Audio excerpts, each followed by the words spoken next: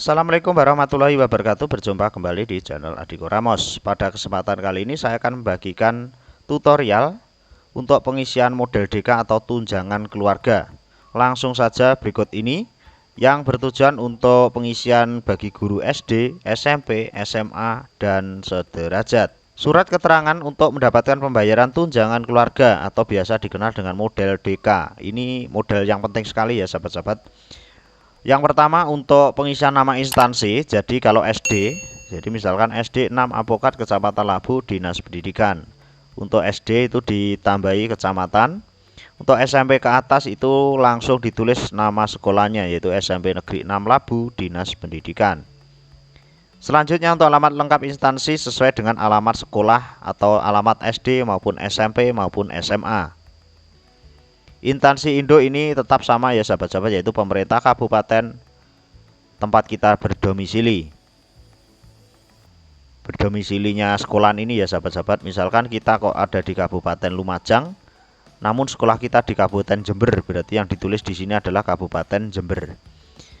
Untuk bendaharawan atau pembuat gaji, kalau SD itu dibuat gaji ini adalah bendahara dari dinas atau bendahara dinas pendidikan yang ditunjuk.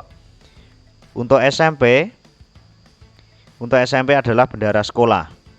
Bendahara SMA dan sekolah jenjang sejenis di atas tingkatnya SD itu menggunakan bendahara gaji sekolah. Selanjutnya untuk data identitas pegawai, nama lengkap diisi dengan huruf kapital ya sahabat-sahabat. Diusahakan huruf kapital sesuai dengan SK kita, jadi SK P3K. Jadi data ini harus sesuai data P3K atau SK-nya ya. Terus untuk perusahaan NIP ini ditulis NI spasi PPPPK. Ini nomornya induk atau NIP-nya kita. NIP P3K kita. Ditulis seperti ini yang lengkap. Ini bisa ditulis NIP 3K, ditulis angka 3 bisa. Namun untuk yang lebih aman sahabat-sahabat itu ditulis lengkap. Yang ketiga pangkat garis miring golongan ruang itu ditulis 9. Angka 9 Romawi tanpa ditambahi. Nomor 4 TMT golongan atau ruang itu ditulis sesuai dengan SK kita. Misalkan kita 1 Maret berarti 01/03/2022.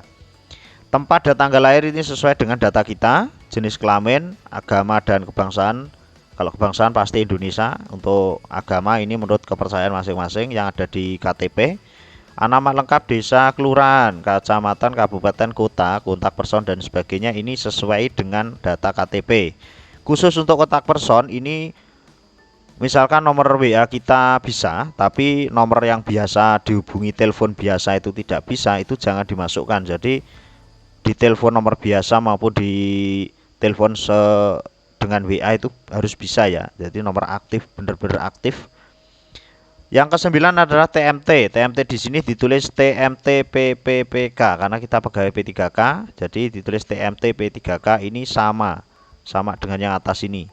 Jadi 01 Februari 2022 atau bisa ditulis seperti ini juga bisa 01/02/2022. Jenis kepegawaian adalah PPPPK. P-nya 3 kali. Status pegawai pegawai aktif. Digaji menurut PP ini ditulis Perpres nomor 98 tahun 2020. Besar penghasilan ditulis gaji pokok kita yaitu 2.966.500. Jabatan fungsional ahli pertama guru kelas ini bisa dicek pas waktu kita mendaftar di SSC ASN atau bisa dicek di kartu SSC ASN. Kalau bingung mengisinya ini bisa dicek di kartu SSC ASN atau kartu pendaftaran P3K. Jumlah tanggungan keluarga atau keluarga tertanggung ini 3 orang. Misalkan kita punya 2 anak ya, tapi maksimal kalau penjelasan kemarin itu 3 orang karena diasumsikan 1 istri dan 2 anak. Seperti itu sahabat-sahabat. Karena kalau lebih dari 3 untuk tunjangan atau model DK ini yang terbayarkan gaji tunjangan itu hanya 2 anak maksimal dan 1 istri. Jadi di jumlah 3 orang. Jadi maksimal nanti 3 orang berapapun anaknya itu yang dimasukkan dulu adalah 2 dan istrinya 1. Jika istrinya tidak ada, sudah meninggal, terus anaknya 2, berarti yang ditulis ada 2 orang saja, anak saja ya sahabat-sahabat. Yang ke-16 SK terakhir yang dimiliki SKPPPPK ditulis seperti itu. Untuk 17-18 masa kerja gulungan dan keseluruhan itu sama seperti itu, ditulis 0 tahun dan 0 bulan. Kita menginjak di tanda tangan pengesahan. Di sini ditulis sesuai dengan SPMT. Jadi tanggal ini diisi sesuai SPMT. Misalkan rambutan TMT SPMT kita misalkan tanggal 1 Mei. Itu berarti ditulis 1 Mei. Ini misalkan ini April, berarti ini saya tulis misalkan di SK saya 01 April 2022. SPMT-nya seperti itu, ditulis nama lengkap.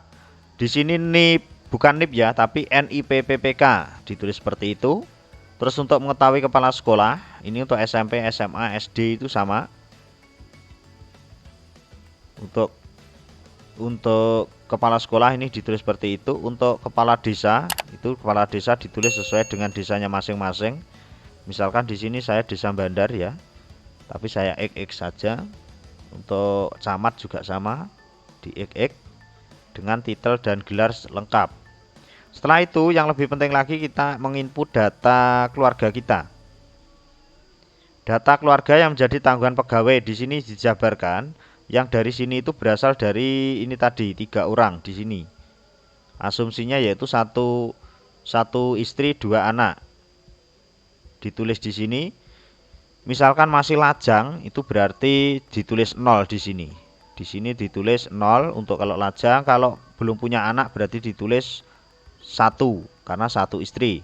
Kalau anaknya 1 berarti di sini tulis 2. 1 istri 1 anak.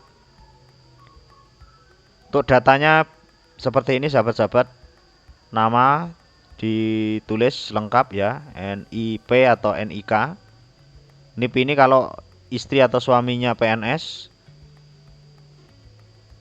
Tapi kalau tidak PNS berarti ditulis NIK-nya saja, ditulis pekerjaannya apa. Tanggal perkawinan diisi sesuai dengan buku nikah. Istri atau suami keberapa ditulis. Kalau istri pertama, kedua. Penghasilan bisa di 0 maupun bisa ditulis sesuai dengan asumsi kita. Misalkan wira swasta bakulan kecil, kita misalkan penghasilan 400.000 sebulan seperti itu. Untuk anak diisi seperti ini sahabat-sahabat. Yang diisi di sini adalah anak yang masih dalam tanggungan kita. Jadi aturannya itu sebelum usia 24 tahun atau sudah tidak kuliah ya sahabat-sahabat, itu tidak diisi. Kalau yang masih sekolah dan usianya di bawah 24 tahun dan atau masih kuliah itu ditulis. Untuk kalau anaknya lebih dari 1 berarti di sini ditulis lagi. Yang tidak tertanggung ditulis lagi di bawahnya sini. Karena atau tidak masuk daftar gaji. Catatan diisi jika anak dan istri belum masuk gaji di suami atau istri PNS. Tapi kalau suami atau pasangan jenengan itu sudah PNS dan data jenengan sudah masuk di suami atau istri yang PNS, berarti untuk data ini tidak perlu diisi. Jadi di sini kosong semua.